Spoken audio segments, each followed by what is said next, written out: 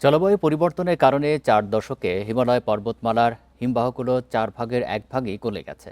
তাপমাত্রা বৃদ্ধির কারণে উঁচু পার্বত্য অঞ্চল জুড়ে এসব হিমবাহ গলিয়ে দিচ্ছে। অপরিকল্পিত নির্মাণ, সুড়ঙ্গ খোঁড়ার কাজ বন্ধ না হলে বর্ষা মৌসুমে বন্যা ও ভূমিধস মোকাবেলা করা কঠিন হবে বলছেন গবেষকেরা। জলবায়ু পরিবর্তনের চরম মূল্য দিচ্ছে বিশ্ববাসী। খরা, দাবানল, বন্যা, ভূমিধসে বিপর্যস্ত জনজীবন। বাদ নেই নেপালও। সমুদ্রপৃষ্ঠ থেকে 5,000 মিটারের বেশি উচ্চতা থেকে একটি হিমবাহের খণ্ড উপত্যকায় আছড়ে পড়লে খেলনার মতো ভেসে যায় বাড়িঘর, যানবাহন, তলিয়ে যায় বিস্তীর্ণ এলাকা। সময় যত গড়াচ্ছে ততই বাড়ছে মৃতের সংখ্যা। নিখোঁজদের উদ্ধারে জোর তৎপরতা চললেও বৈরী আবহাওয়ায় তা কঠিন হয়ে পড়ছে।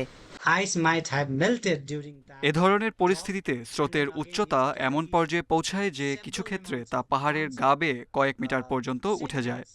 বুঝতেই পারছেন, 10 মিটার উপর থেকে কয়েক টন ওজনের একটি পাথর পড়াটাই 60 কিলোমিটার পথ জুড়ে একটি বড় বিপদ।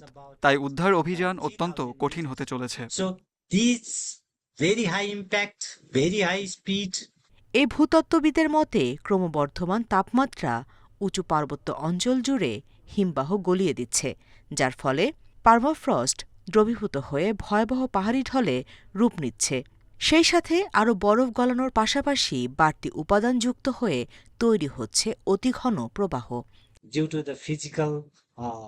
জলবায়ু পরিবর্তনের ফলে হিমবাহ গলার ঝুঁকি দিন দিন গুরুতর রূপ নিচ্ছে। পার্মাফ্রস্ট গলে যাওয়ার সাথে সাথে এটি শিলাস্তরকেও দুর্বল করে দেয়। এর ফলে ধসের গতি প্রতি ঘন্টায় 100 থেকে 200 কিলোমিটার পর্যন্ত পৌঁছাতে পারে, যা তার পথের প্রায় সবকিছুকেই ভাসিয়ে নিয়ে যায়। 2019 সালের এক গবেষণায় তুষারধসের কারণে হিমবাহ ভেঙে আকস্মিক বন্যার বিপদ সংকেত দিয়েছিলেন গবেষকরা। গবেষণা বলছে, গত 4 দশকে হিমবাহগুলোর 4 ভাগের 1 ভাগই গলে গেছে। হিমালয় জুড়ে উন্নয়নের নামে বনভূমি ধস, অপরিকল্পিত নির্মাণ, সুড়ঙ্গ খোঁড়া বন্ধ না হলে বর্ষা মৌসুমে বন্যা ও ভূমিধস মোকাবেলা কঠিন হয়ে পড়বে বলে আশঙ্কা গবেষকদের। Nusrat Serin, Independent news.